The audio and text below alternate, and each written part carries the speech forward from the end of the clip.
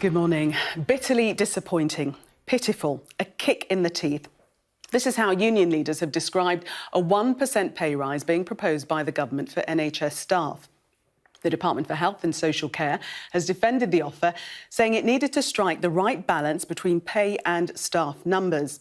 But health leaders are accusing the government of being out of touch and called it an insult to those who have stepped up to tackle the coronavirus crisis, as our chief political correspondent John Craig reports. Boris Johnson and Rishi Sunak regularly clapped for carers during the COVID pandemic last year. But now they're being accused of insulting NHS workers by proposing a pay rise of just 1%, when inflation is forecast to rise to 1.7%. The offer, which Labour claims is a pay cut, could mean an increase of just £3.50 a week extra take-home pay for experienced nurses, such as those at this West London hospital. It is a bit of a slap in the face. I mean, all we've had this year is claps and not really.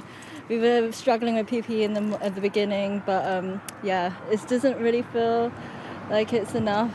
I'm not really happy about it, considering what has happened with the COVID. All of us are just feeling burnt out, and I feel like 1% isn't really enough. There's anger too among nurses in the north of England. I'm disgusted and outraged. And it's not only about this year and how hard people have worked and how people have stepped up and kind of risen to the challenge of this, unprecedented year that we've never seen. It's not even about that. It's about the disrespect from the government of not recognising the skills that we have as a workforce.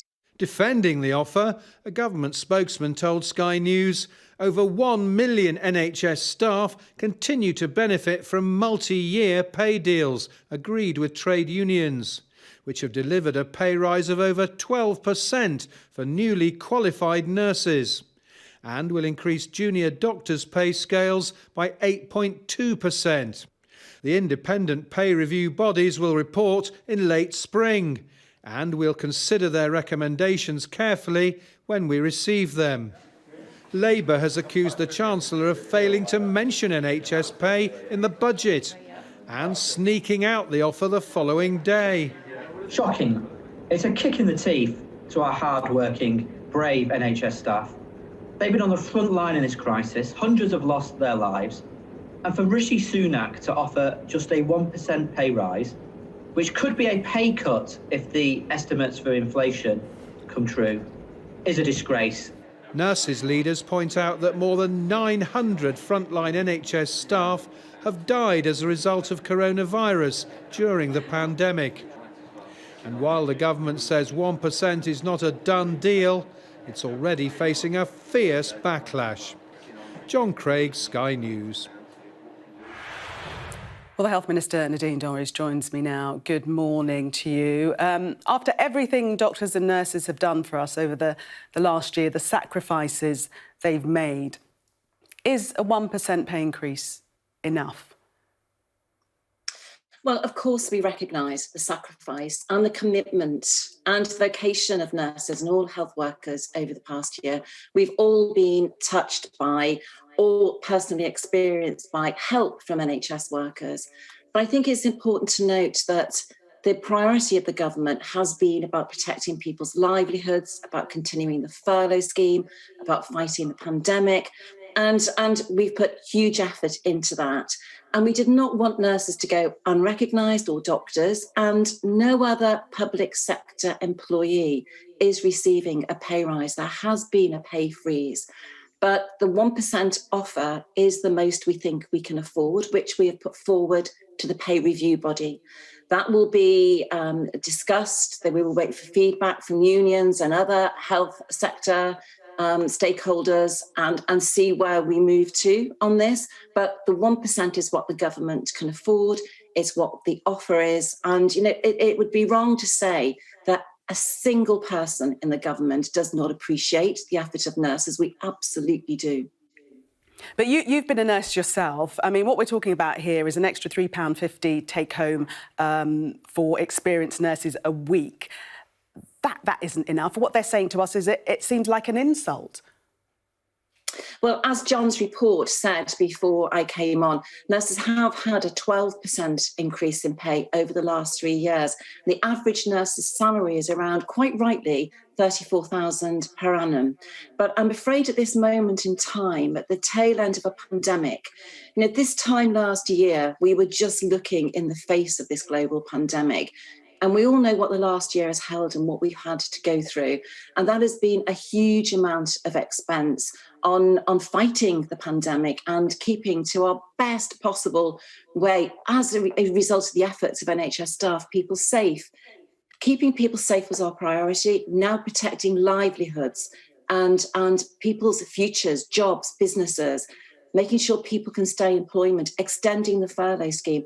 Those have to be our priorities now. It has to be about protecting people and livelihoods now that we've saved lives. So hand on heart, can you look at NHS workers in the face and say, you are not our priority at this moment in time? Because that seems to be what you're saying. No, because that's not true. As I said, no other public sector employee is receiving any pay rise. There has been a pay freeze. The NHS workers are going to receive a pay rise. But as I said, there are still changes going, as your report said, there are still pay uplifts coming through from the Agenda for Change. Nurses have received a 12% pay rise over the last year, and quite rightly so. And their salary is now an average of £34,000 a year. We wanted to acknowledge you personally, nurses. as a health minister, and previously you were a nurse, would you like to see them get more than 1% in an ideal world? Is that what you would like to see?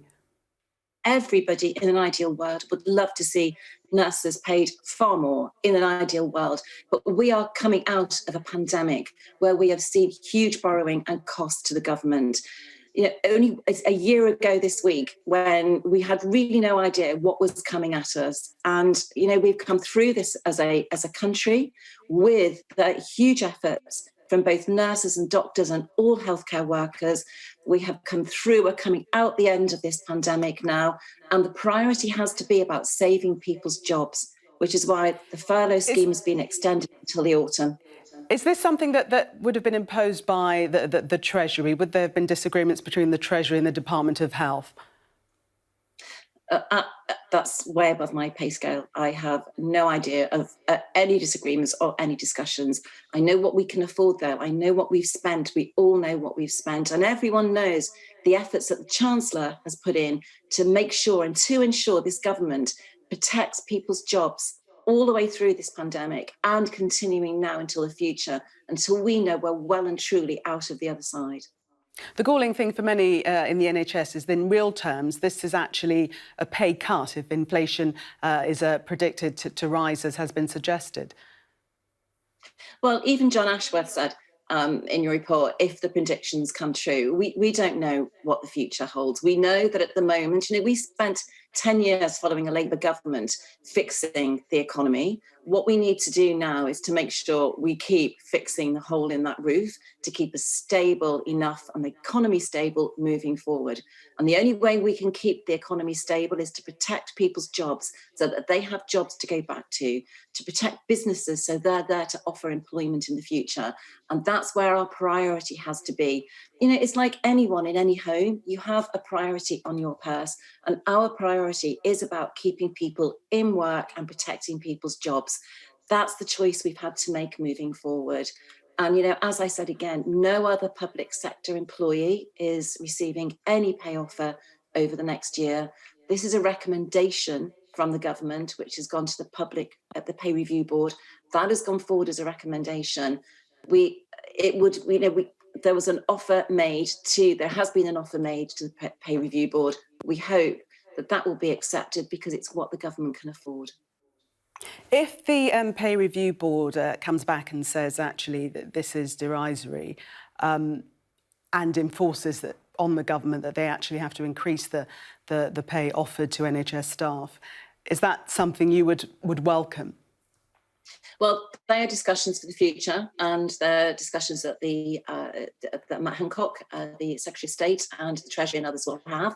As I say, at this moment in time, our priority is protecting jobs. It's about extending the furlough, and it's about ensuring that we made an offer to the NHS, because the huge effort. There are not words to express how grateful everyone has been to nurses. They don't feel that those in the NHS don't feel as if that the government is grateful by any stretch of the imagination. We all remember the clap for the NHS, going out and seeing shots of Rishi Sunak and Boris Johnson clapping hands for the NHS. This morning, they're saying that it doesn't feel as though their efforts have been welcomed and have been received, and certainly not reflected in this 1% pay increase that's being proposed. Well, I hope nurses recognise that it's this government which has given them the 12% increase over the past 3 years in their pay, and that we have acknowledged their effort and their contribution by making a recommendation to the pay review body this time.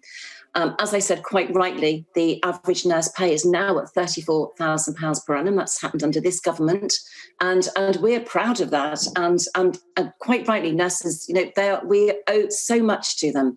But at this moment in time, having faced the year that we have with this pandemic, I think some have described, But can you understand, though, why? Sorry to interrupt, but I just want to get to the crux of this, really. Can you understand why they are so disappointed this morning? Yes, of course I can understand. Anyone can understand. But I want every nurse and every doctor to know we are hugely grateful to you, but that the government has to set priorities, and our priorities have had to be saving people's jobs, extending the furlough, offering business grants so that businesses can keep running, about keeping people in employment, so that, without a good economy, without those businesses, without people in employment, we need that money to continue funding our NHS, our world-class NHS. And so that had to be the government's priority.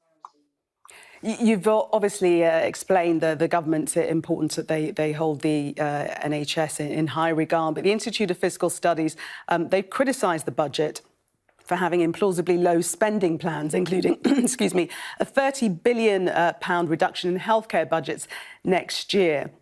Now, I'm wondering why you would think that public spending should be lower than it was a year ago, pre-COVID. Well, that's absolutely not true. And I think that was disabused yesterday. That 30 billion, I believe, was a reduction on the pandemic spending. It's not, there are actually real-time increases going into the NHS budget year on year. That figure, I'm afraid, is completely wrong. That's not on our annual funding of the NHS. That was on our pandemic budget, which is completely separate. But this, correct me if I'm wrong on these figures, £3 billion has been allocated to bringing waiting lists down in 2021 to 22. That's one of the areas that you've injected cash into. But £1.3 billion has been spent by hospitals on adapting to the virus. So when you put them side by side, you can see that the shortfall. There are absolutely no cuts moving forward to frontline NHS services, either in waiting lists, accident and emergency. There's just no cuts moving forward. There are real-time increases going into the NHS budget. So I'm afraid that isn't right. There are no cuts to NHS budgets moving forward. We have obviously allocated huge amounts of money to dealing with the pandemic, which was required. Obviously, as we get on top of the pandemic, as the vaccine rollout continues, then we're not going to need as much money to fight the virus in the way that we have done over the past year. And there where I believe you will see the reductions, but in terms of the real-time NHS budget, there are no reductions. OK, Nadine Dorris, thank you very much for speaking to me this morning, Health Minister there. Joining me now, our political correspondent Rob Powell. She was absolutely adamant, no cuts to frontline services, adamant about that.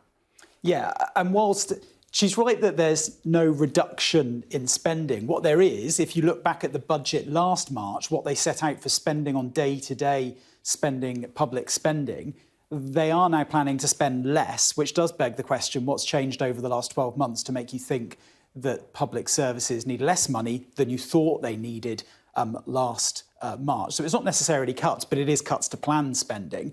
And I think that is linked to that accusation that there wasn't enough in the budget to cater for the ongoing demand, not just in the NHS, but also in other public services like schools as well, that there wasn't enough in there on that, not just to deal with backlogs, but clearly as well to give NHS workers a pay rise. And on that, Nadine Dorris was adamant that 1% was all the government could afford. And even though she denied it when you put it to her that this means that NHS workers aren't your priority, she did say that actually their priority at the moment was things like the furlough scheme, was business grants, was keeping the economy going. And because of spending money on that, there isn't money to spend on giving NHS workers a pay rise higher than 1%. I thought she did also say, though, that they'd continue to engage, they'd get feedback from the unions. I think we can all imagine what that feedback will consist of. And then we will see where we move to. So I think this is, as in any pay discussion between the government and the public sector, something of an opening bargaining position. I think the danger for the government is that by setting their opening position quite so low, they do run the risk of looking just a little bit ungrateful. OK, but not set in stone as yet. Yeah. Rob, at the moment, thank you. Still to come on the programme, at 7:30, we'll be getting more reaction to the NHS pay review with the Shadow Health Secretary, Jonathan Ashworth. At 8:05, we'll hear from the General Secretary of the National Association of Head Teachers, who's warning that unsustainable pressure on school staff could put the government's education recovery plan at risk. And at 8:20, we'll hear from the Chief Executive of the UK's first LGBT+ retirement home, set to open in London later this year. Now, there could be some good news for sun seekers this morning after Cyprus said British tourists who've had both COVID vaccine doses will be allowed to holiday quarantine-free from May the 1st. It'll be welcome news for holidaymakers as new research shows the price of domestic getaways is set to shoot up this summer. Well, our correspondent Enda Brady joins me now from the newsroom. And Enda, some good news of sorts. It's going to be cheaper to jet away rather than stay at home. Yeah, interesting, Gillian. Two strands to the travel story today. So if we look at the staycation story, first of all, this has come from Which, the Consumer Affairs magazine. Their researchers looked at the 10 most popular UK seaside locations and they compared and contrasted last summer's prices with summer 2021. And the end result is they found that prices are up by an average of around 35%. So you're looking at resorts like St Ives, Whitby, Llandudno and Brighton. And just in real terms, the biggest markup, a one-bed maisonette in Brighton for one night, £53 a night last summer, £127 this summer. Llandudno for a week last summer, £427. This summer, £596. And St Ives, a week there last summer would have cost £860. This summer, £1,263. Now, on the foreign travel front, Cyprus, some interesting news this morning. The government in Cyprus saying that from May the 1st, any British visitors who have had both jabs will be allowed in for a holiday, no negative test required and no quarantine. British tourists are the biggest market in Cyprus. Tourism accounting for 13% of the Cypriot economy. But last year, of course, they had a really shocking year, 85% drop because of the pandemic. And it would appear that the Cypriot government just kind of getting their word in early that they will be welcoming British guests and visitors as of May the 1st. But of course, as things stand right now under the Prime Minister's roadmap, out of lockdown, foreign travel is actually banned until May 17th at the very earliest. Enda, thank you. Australia has asked the European Commission to review its decision to block a shipment of AstraZeneca's coronavirus vaccine. The bloc supported Italy's decision to bar the planned export of around 250,000 doses of the vaccine after the drug company failed to meet its supply commitments to the bloc. Australia's Finance Minister, Simon Birmingham, suggested the EU is trying to tear up the rulebook.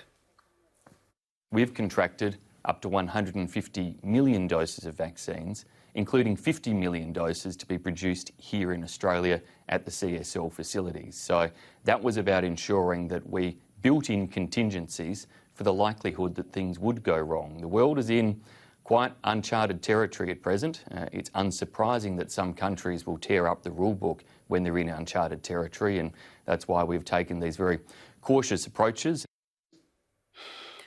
Let's take a look now at the latest coronavirus figures in the UK. Well, a further 6,573 new confirmed cases of COVID-19 were recorded in the UK within the last 24 hours. 242 people have died within 28 days of testing positive, bringing the total to 124,025. And 20.98 million first doses of the vaccine have been administered. Also making the news this morning, tsunami warnings forced thousands in New Zealand to evacuate their homes this morning after one of the region's most powerful earthquakes ever. An 8.1 magnitude quake struck off the North Island just hours after two earlier quakes, registering a 7.4 and 7.3. Small tsunami waves and wave surges were seen, but no damage was recorded, and warnings have since been lifted. Pope Francis is heading to Iraq to urge the country's dwindling number of Christians to stay put and rebuild after years of war. The pontiff is breaking his year-long COVID lockdown for the four-day visit, in which he also aims to encourage the improvement of Muslim-Christian relations in the area. School leaders are warning the unsustainable pressure on staff could put the government's education recovery plans at risk. The Union of Head Teachers have raised concerns that the stress the pandemic has put on schools could lead to an exodus of teaching staff. The government isn't doing enough to achieve zero emissions by 2050, according to a new report. The Public Accounts Committee said there was no coordinated plan or milestone to achieve the goal almost 2 years after it was made into law. It comes as the UK prepares to host the United Nations Climate Summit in Glasgow this November. As SpaceX launches more satellite and tests rockets that could be used to go to Mars, the government has published plans to allow space flights to launch from British soil. It's proposing to build spaceports in several locations across the country, including Cornwall, Snowdonia and Glasgow Prestwick Airport. Schools that teach vulnerable and disadvantaged pupils say they're being forced to cut services and make teachers redundant because of a severe drop in funding during the pandemic. Pupil referral units say they're concerned that as schools return in England, they'll struggle to cope with the expected increase in demand. Our political correspondent Rob Powell reports. Smoothing a path through the roughest of times. Josh was referred to the Youth Challenge Academy in Bolton just under 3 years ago after being excluded for fighting. A kid hit me a few times in it, and then I hit him back once. I got in trouble. The teachers at mainstream, they're a lot more strict, so you have to do most of your stuff. They help you with it, though they won't. The academies here also teach vulnerable pupils and those who are at risk of exclusion. COVID has seen a move to some online teaching, but for Coden, who started here after going to 4 mainstream schools, learning at home would have been tough. I wouldn't have had space to concentrate because I've got 2 little sisters and obviously my mum and my nan, and we've got a dog, so it's just hectic in my house, so you can't concentrate on one bit. Like other pupil referral units, Bolton Impact Trust gets a large part of its funding on a per-head basis. But with schools shut, there's been 70 fewer pupils here, knocking budgets off balance by around £1 million. As a result, the head is having to make around 20 redundancies and cut some services, just as demand is expected to increase. The intelligence on the ground from our commissioners and from our secondary school heads and from our primary colleagues is that there's going to be a real need for our provision after the 8th of March. Of course, we will endeavour to support all of the children who are referred through to us, but I'm doing it on a threadbare staffing at the moment. Across the sector, school leaders say they're feeling the squeeze. The Department for Education told us it was monitoring demand and funding and pointed to an ongoing review it says will ensure money is allocated in a fair way. The challenge the government has, though, is COVID has hit the most vulnerable and disadvantaged pupils hardest, potentially widening the attainment gap. Put bluntly, the pandemic has levelled down and made it harder to level up. We need to make sure that the catch-up programme announced by the government, the extra tuition, is focused on disadvantaged pupils and disadvantaged schools to make sure that those who have suffered the most have the best chance to get back on that education ladder of opportunity. Back in Bolton and in a primary group, 11-year-old Bailey says home learning has been tough on his friends. They've just been really lonely. And so what we did at school is we made these like home survival kits because we're doing like Bear Grylls at the moment. We did like these home survival kits and sent them off to them. But Dexter, who started here in September, is optimistic. Now I've come here, it's just gone above and beyond. The teachers say that I've really improved, so I'm very happy. Schools like this say they're likely to be needed more than ever in the coming months. Come on! Fantastic, you found it. As a global challenge shapes a generation of young minds. Rob Powell, Sky News in Bolton. Time for a look at the weather now with Naz. Good morning. It's turned chilly again, hasn't it? Yeah, it is quite chilly in some spots where we've had clear spells overnight, but it's looking like a fine day today. We've got high pressure in charge and it looks to be settled, in fact, for the rest of the week.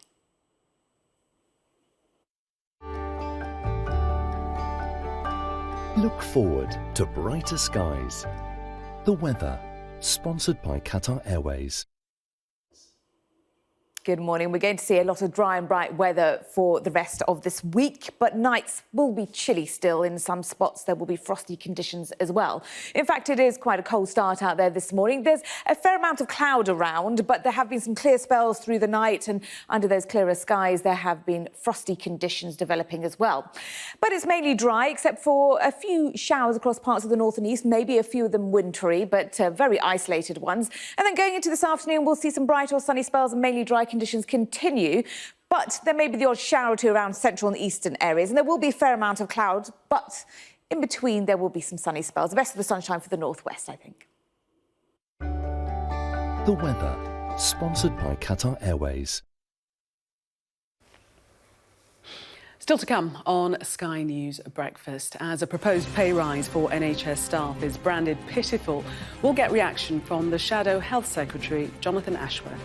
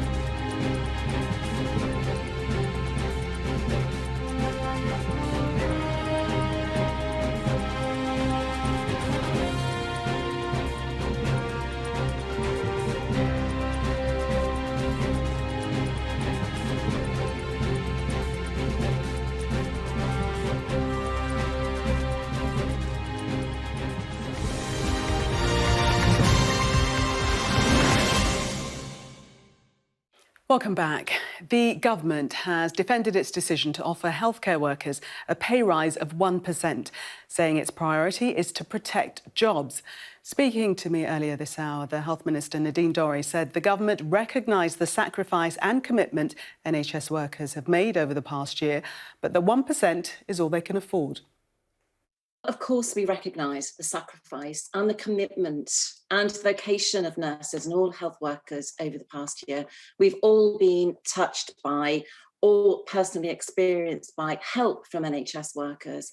But I think it's important to note that the priority of the government has been about protecting people's livelihoods, about continuing the furlough scheme, about fighting the pandemic. And we've put huge effort into that. And we did not want nurses to go unrecognised or doctors, and no other public sector employee is receiving a pay rise. There has been a pay freeze, but the 1% offer is the most we think we can afford, which we have put forward to the pay review body. That will be discussed. We will wait for feedback from unions and other health sector stakeholders and see where we move to on this. But the 1% is what the government can afford. We're joined now by the Shadow Health Secretary, Jonathan Ashworth. Good morning to you. You heard it there from Nadine Dorris. 1% is all the government can afford. Oh, shocking, disgusting, an absolute kick in the teeth. We've got NHS staff on the front line battling to save people's lives. We've got NHS staff delivering the vaccination programme, and a 1% pay rise is derisory. And in fact, if the estimates for inflation come true, it's a pay cut.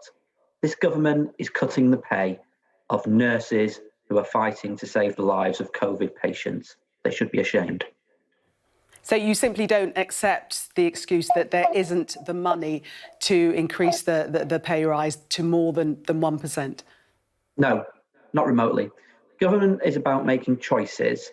This government has chosen to offer just a 1% increase for nurses and paramedics and midwives, while at the same time they are spending millions on PPE that was duff, and are not trying to get the money back from companies. I'm talking about hundreds of millions here from companies who delivered duff PPE that we couldn't even use. They're spending thousands of pounds a day on highly paid private sector consultants in the testing and trace programme. They could have chosen a different path and given our NHS staff a fair deal. And I would urge Rishi Sunak to think again.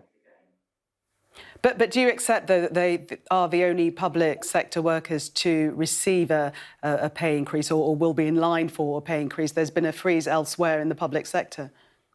Well, public sector workers who have kept our society running in this crisis, they should be properly rewarded for that. And a 1%, I say a 1% pay increase, if inflation runs at higher than 1%, as the Bank of England and others are predicting, that's a pay cut. They're cutting the pay of nurses. So it's all very well Boris Johnson and Rishi Sunak standing on their doorsteps and applauding the NHS staff and having their photos taken and putting it on Instagram and Twitter. When it came to it, they cut the pay of NHS staff. I just think it is shocking, but sadly, I'm not actually shocked that they've done it. I mean, it is just a proposal, though, at this stage. I mean, it has to go before the NHS pay review body. So this might just be the opening bargaining chip, do you think? Well, if that's the case, then let's get a commitment from the government that they will honour whatever the pay review body recommend. Because the worry is that the pay review body may well recommend a more generous settlement, quite rightly, but the government will reject that recommendation and just offer 1%. So if their line now is, oh, this is just the start of the process, let's see what the pay review body says, let's get a cast iron commitment that they will honour the pay review body's recommendations. And do you think that's likely? No, I don't, to be frank. I mean, excuse me, if Rishi Sunak was serious about giving our NHS staff a pay rise, he would have announced it in his budget. Instead, he rather cowardly allowed it to be sneaked out yesterday. And when we spotted the small print, that's when people realised what a derisory offer was on the table. What do you think the reasons were for it not being included in the budget? Because Rishi Sunak's ashamed. And he was too cowardly to stand up there at the dispatch box and level with the British people about his pay cut for NHS staff. So he tried to hide it, tried to sneak it through. It's appalling behaviour, to be frank.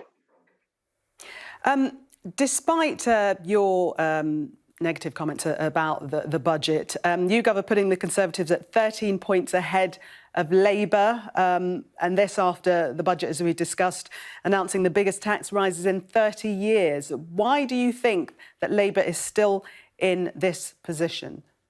Well, you know, Labour's got a long way to go to... Excuse me, I beg your pardon.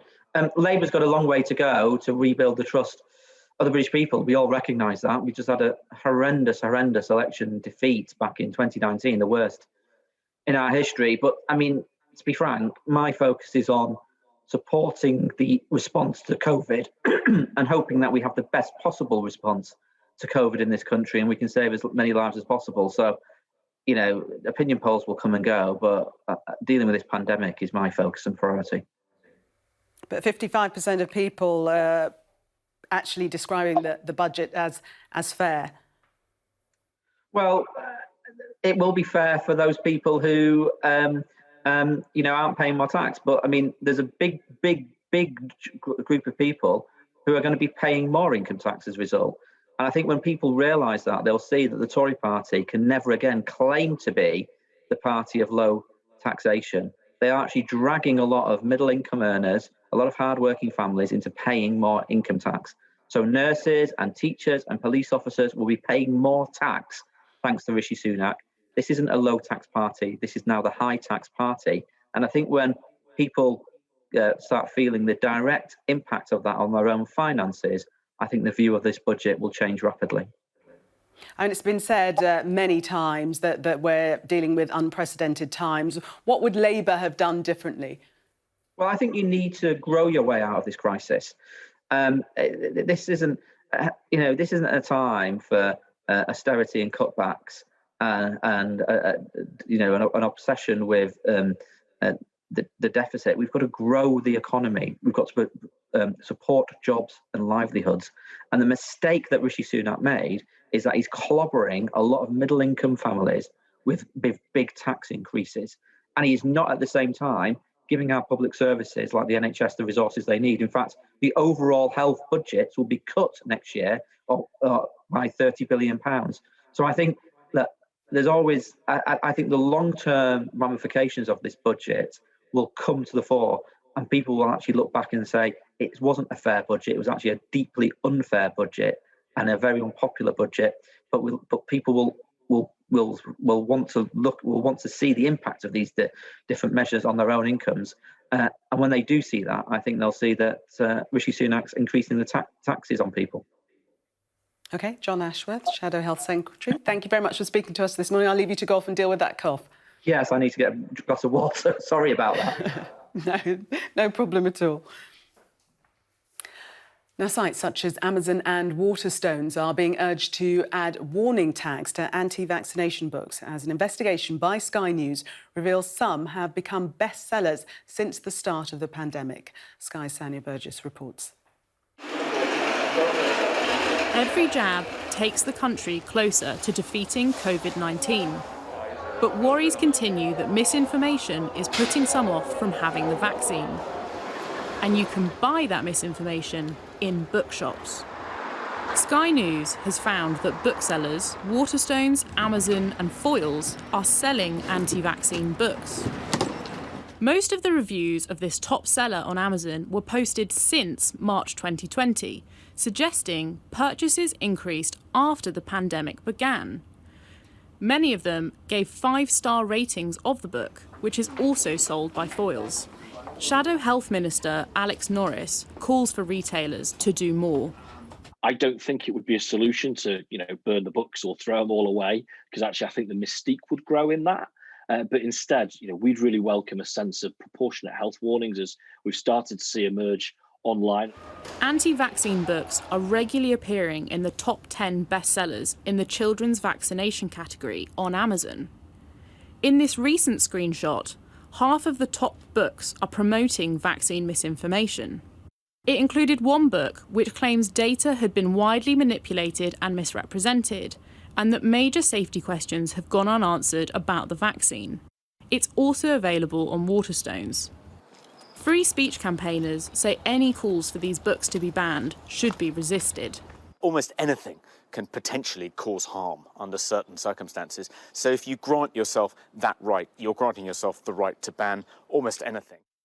Sky News also found other examples of medical misinformation for sale, like this book, which claims AIDS isn't contagious. Researchers found 10% of vaccine-related search results on Amazon led to products promoting misinformation. We also found out that once users start engaging with misinformation on the platform, they are presented with more misinformation and at various points in their Amazon navigation route. All the authors of the texts included in this report deny that they are spreading misinformation or are anti-vaccine.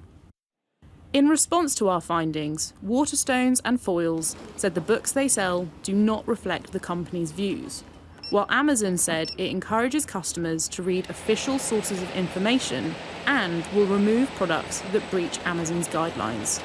Sanya Burgess, Sky News. Now, the National Trust has drawn up a climate change map, plotting threats to its stately homes, landscapes and coastlines. The tool outlines risks posed by extreme heat, floods, high winds and landslides, and how they could impact the Trust sites.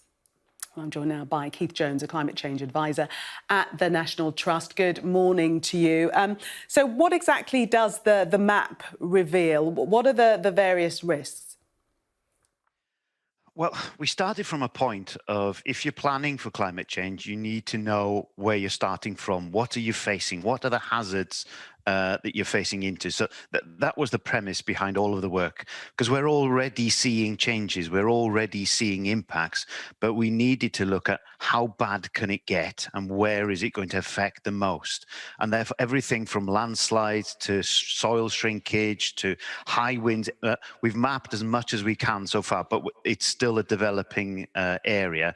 But we can see the hotspots, we can see the areas in the country where we are most exposed to these factors. From there, we can start planning.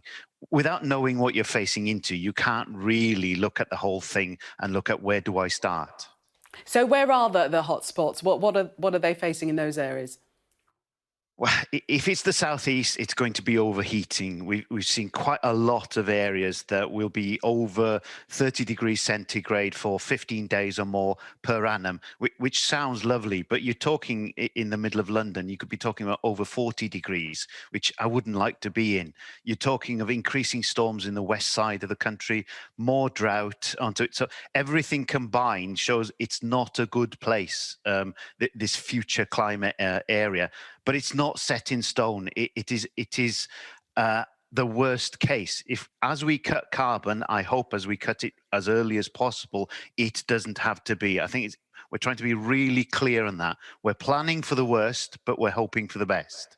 So what are the things that we can do to offset the risk? You've mentioned reduced carbon. What else is there to be done?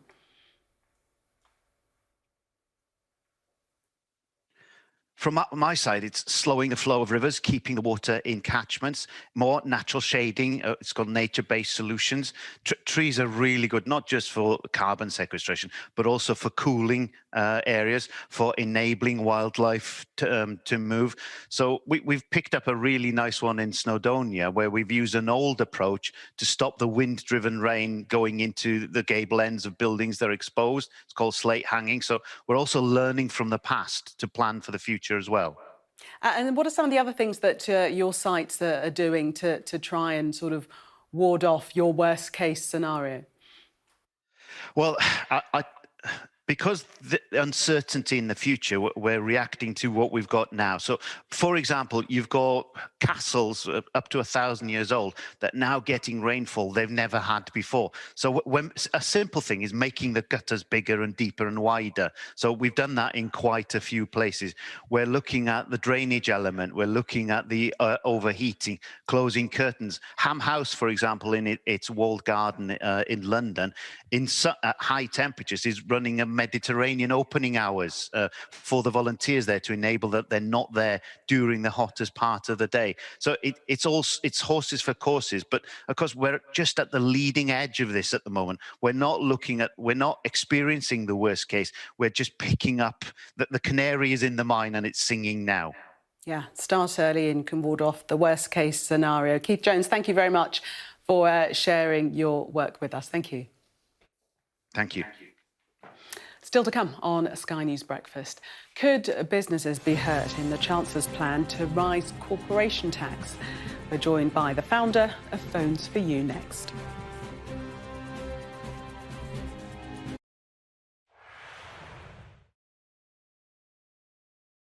It wasn't an easy decision to make, but I think when my husband was faced with his difficulties and we had to make a decision as to where our lives were going, it just seemed like a pretty easy decision at that time. It's something that I'd always been quite passionate about, but I think when you fall into a career that you're quite comfortable in and you're getting on okay with, you don't really think about sort of moving. Until such significant things happen in your life. I have so much to be thankful for. Like I said, if it wasn't for the NHS, I wouldn't be here. But the fact that my husband was also, you know, as a family, if it wasn't for the NHS, I don't think any of us would be sort of leading the lives that we are. So it was the best way to be able to give back. And historically, there's been shortages, I think, for as long as we can remember. And again, the route into getting into nursing has become a little bit more difficult, especially for those that are already established in other careers. However, now there is so many different routes in. Just like myself, I actually managed to do an apprenticeship, which meant that I didn't even have the financial pressures of having to start a new career. I was actually supported all the way.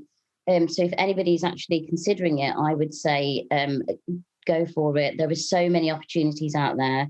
And it's not even just nursing. There's so many different careers within the NHS. So even if you're in IT or if you're in engineering or if there's any other area that you may be interested in, like electricians, everyone's needed. So I would definitely consider it.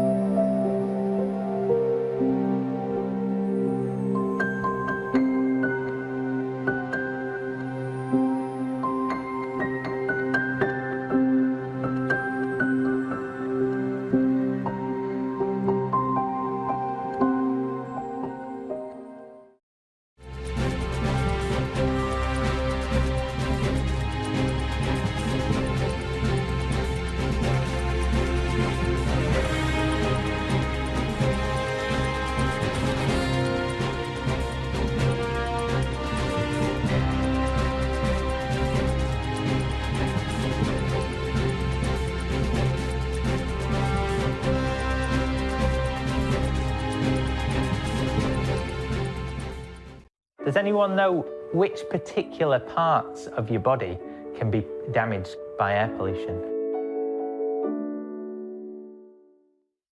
Most places will be fine this afternoon with bright or sunny spells, although there will be a fair amount of cloud around as well.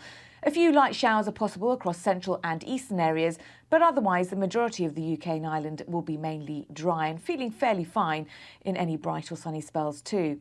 So taking a look at the air pollution levels on a scale of 1 to 10, with 10 being very high, most places will be at a low level of 1 to 3 today, and that's due to the mostly fine, dry and settled conditions. The Air Quality Report, sponsored by Philips Air Purifiers.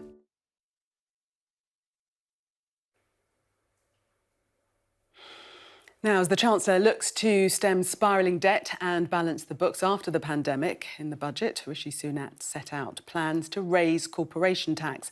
It's set to go up to 25% from 19% starting in 2023. Joining me now to discuss how this might impact business is the entrepreneur behind Phones for You, John Caldwell. Good morning to you. Thank you for joining us. What does this 25% mark mean for you in terms of corporation tax, the rise from 19%? Well, I don't think it's overly significant for existing businesses because we have, as Rishi says, got one of the lowest corporation taxes in the world. And so it's still a great place to do business. But clearly for anybody coming into the UK or thinking of coming into the UK, it is 6% eroded away from their potential profitabilities. And so it is a deterrent. It doesn't mean they won't come, but it won't be so attractive. Now, as long as Rishi uses that 6% gain to incentivise inward investment into the UK, and this is absolutely what we need to do, we've got to grow the UK economy so that we can grow revenues and work our way out of debt in the long term. So as long as he does that, then I have no real objection to the increase in corporation tax. And alongside that, of course, he has kept the rate lower to 19% on a taper situation for the smaller businesses. In general, though, do you think that enough has been done to help businesses on the road to recovery? Well, in some ways, yes, but there's the real huge gaps that is left. The huge gaps, of course, are excluded, who've been disastrously treated, and I don't understand why. And it's still not too late to put it right, although it looks as though Rishi's not going to do so. What are the gaps that you're referring to? I'm sorry? What are the gaps that you're referring to, the huge gaps you refer to? Well, there's lots of different gaps in excluded where they're not. An example is that somebody who's self-employed that earns over £50,000 a year gets no help whatsoever. Now, that's a preposterous notion. You know, if somebody's PAYE, employed by somebody, and earns £200,000 a year, they still get £2,500. So why has he capped the self-employed, who arguably would need it more because they've probably got overheads associated with the business? So there are a lot of cracks like that, and there's too much detail to go into in this programme because there's 10 to 15 different categories of people who've been neglected, but it's a total of up to 3.8 million. John Caldwell, as you say, there's much more detail to go into. I'm afraid, though, that we've run out of time. Thank you very much for sharing your thoughts with us thus far this morning. Thank you. Thank you.